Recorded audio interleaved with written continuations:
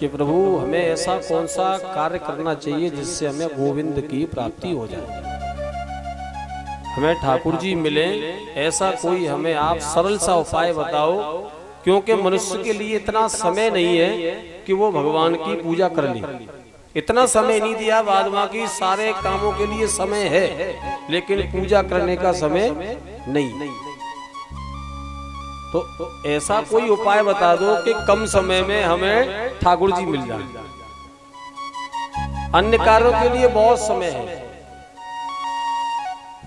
लेकिन पूजा करने बैठे तब देखो कितनी जल्दी पूजा होती है, फटाफट से जल्दी से ठाकुर जी का स्नान कराएंगे, भोग लगाएंगे और दीपक जलाया, बैठो।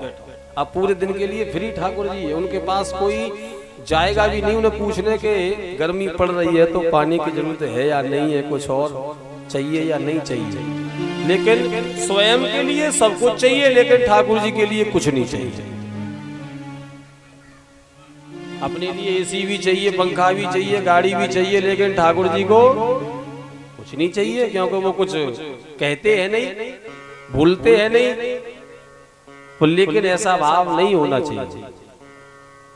जितना जिस वस्तु की हमें जरूरत है उतनी ही ठाकुर जी को भी जरूरत है।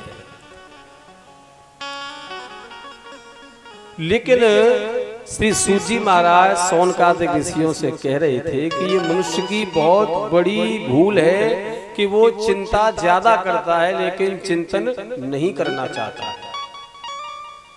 चिंता, परिवार की चिंता, बेटे की शादी की चिंता, बहू अगर सही अगर घर में आ जाए तो ठीक है, नहीं तो फिर बहू की चिंता कि शाम को खाना मिल पाएगा या नहीं।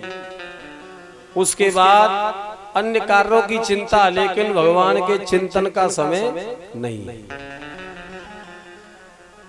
लेकिन सूजी महाराज कह रहे हैं कि इस मनुष्य को केवल उल्टा करना है, चिंतन करना है और चिंता को नहीं करना है, तो ठाकुर जी मिल सकते हैं। क्योंकि चिंता करने से भगवान नहीं मिलते हैं, भगवान चिंतन करने से मिलते हैं। नहीं कशिदा क्षणमपि जातो तिष्ठति कर्म कृत कार्यते हवस कर्म गुढ़े स्वभाव केवला। अब चिंतन करना हमें कैसे हम सीखेंगे, तो ये हमें सिखाता है श्रीमद् भागवत ग्रंथ कि चिंतन हमें परमात्मा का कैसे करना है। भागवत जो ग्रंथ है वो सबसे महान ग्रंथ है,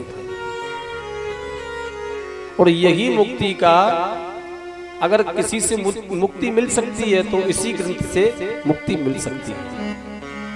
सूजी महाराज कहते हैं कि कथा श्रवण करने का जो अधिकारी है वो केवल मनुष्य है, देवता भी इस कथा को सुनने के लिए तरसते हैं। देवता भी ये सोचते हैं कि एक बार केवल हमें श्रीमद् भागवत कथामृत का पान हो जाए तो हमारा बार बार आने जाने का जो चक्र है, पुनरपि जननम पुनरपि मरणम पुनरपि जननी जठरे शयनम। देखिए इस कथामृत को सुनने से क्या फायदा है और उस स्वर्ग के अमृत को पीने से क्या फायदा है। दोनों का लाभ अलग अलग है।